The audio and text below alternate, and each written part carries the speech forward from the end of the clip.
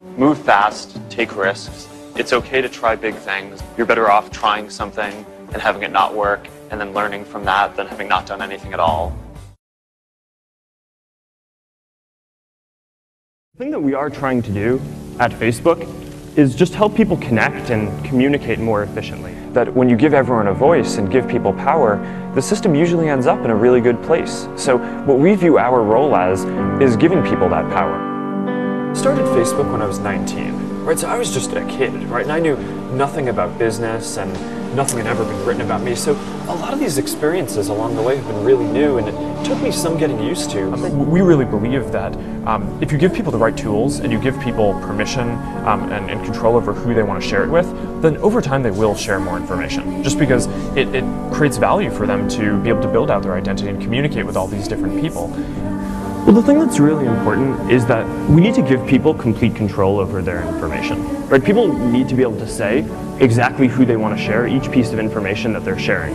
You know, when you have a website, just having someone be able to come and log in gives you some information about them and some context on who they are, but through things like Facebook Connect, you can really understand who the person is and be able to tailor your product to it. And I think it really comes down to what the core need is that the service is addressing, which is that people want to stay connected with their friends and family. Everyone has friends and family. Everyone is part of a community. People want to see what's going on with the people in their community. And that's really similar across every country. Right. But what we're thinking about is, we want to get as little dilution as possible and raise money on the most favorable terms. And we're building this relationship with Microsoft, and we have this ad relationship. We're doing several other things, and they wanted to buy a piece of the company, so we just discussed this, and this is what made sense. Really young, so I have to be thinking about the long term, and how this stuff is going to play out. And I think that the way that you achieve the best long-term value is by building real value in the world. Are we actually helping them achieve their goal of understanding the world? And if we could do that, then I don't think we're going to have a hard time making a lot of money.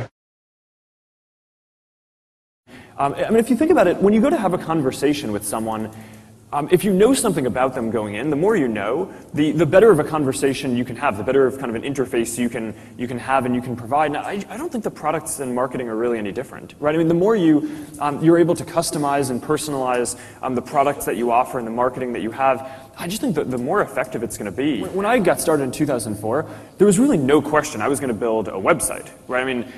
Software was kind of too hard to build, and I think most things were going to the web, so a lot of software development was on the way out, and mobile phones weren't penetrated enough yet, and the platforms weren't developed enough, so it's like, all right, you're going to build a website. The most important thing to me is to be within walking distance of the office, so every morning I can just wake up and walk 5 or 10 minutes to work. A lot of it is just moving quickly and trying a lot of things. So at Facebook, we've really built our whole company and our culture around this. When people think about platforms, I think a lot of the time they think about a vertical, right? So for example, iPhone platform is an environment in which you can build iPhone apps and use a phone.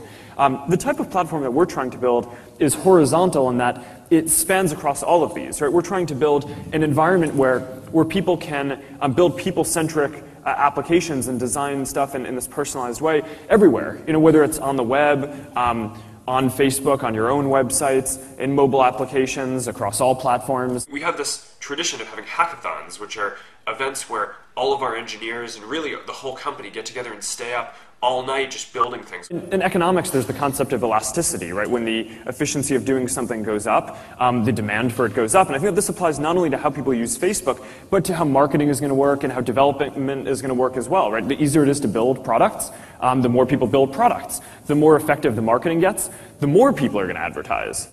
When people don't care about what someone says about you in a movie, or even what you say, right? They care about what you build. Famously, Zuckerberg's little college campus networking site grew so fast, he was offered $1 billion by Yahoo 2 years later. And he said no. When I dropped out of college to start working on Facebook full-time out here, I later talked to my mom about it, and she told me that she knew that I was going to drop out of college.